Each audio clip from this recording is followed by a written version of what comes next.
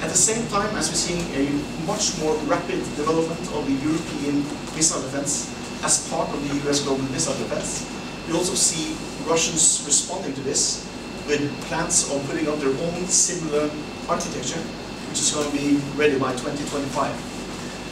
This arms race, this emerging arms race that we're seeing now on the anti-ballistic scene, is also backtracking the progress made earlier when it comes to nuclear disarmament, and it's hindering future possibilities. So it's extremely important to address this quickly. Europe is picking up the bill. This is something very new. You know, Europe has been paying for NATO schemes, and that's mainly not, you know, that's nothing new. But paying for the US missile defense, that's something new. From the NATO top summit back in November, we ended up in a situation where Europe is actually starting to pay per NATO member 200 million euros for the development of this new system, which is, you know, supposed to be within US control and under US command systems. So the European industry is also being pushed towards this system, even subsidized. Certain states are already subsidizing to bring those 200 million euros back home, subsidizing their own industry to get into tenders to enter that US missile defense.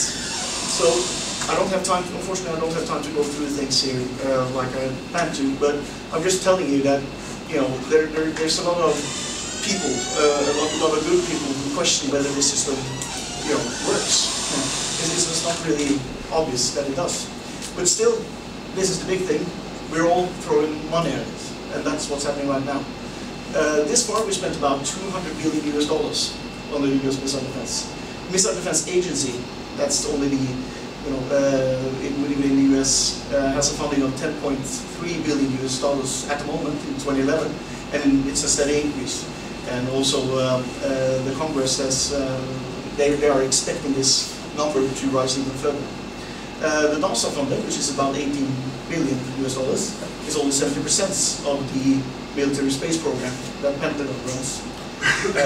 And what is interesting is that this Pentagon space program is also part of the missile defense issue, and it has been increasing by 90% since 2000. So if you look more specifically at the 2011 increase, the increase in spending on missile defense this year, yeah, we can see, I don't get into that, that's a bit more in detail. Just a short summary.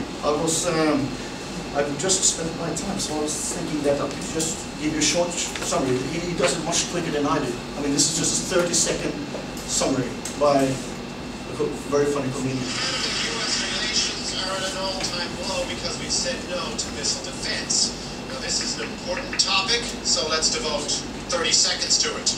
Missile defense was invented to defend against the Soviets, who no longer exist. Since then, they've been testing it, and it doesn't work. So we have said no to the thing that doesn't work to protect us from the country that doesn't exist. But signing on would be cheap. Come on, cheap military equipment that doesn't work. We should be all over that. The U.S. ambassador said so, and so did this guy. What's he know? He's just our ambassador. But Paul Martin said no, and now we may get kicked out of NORAD, which was set up to defend against the Soviets, who no longer exist. But North Korea does exist, and they're crazy, and they have the bomb, and so naturally the U.S. has invaded Iraq.